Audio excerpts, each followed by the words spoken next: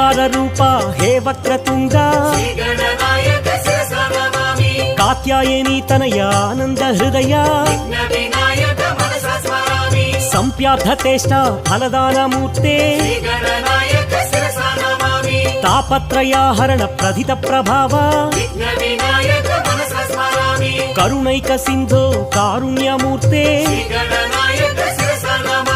ಹೇರಂಬ ಮಂಗಳ ಆನಂದ ರೂಪ ವೇದಾಂತ ವೇದ್ಯ ಮಹನೀಯ ಮೂರ್ತೆ ಶ್ರೀ ವಿಘ್ನರಾಜ ಪಾರ್ವತಿ ಪುತ್ರ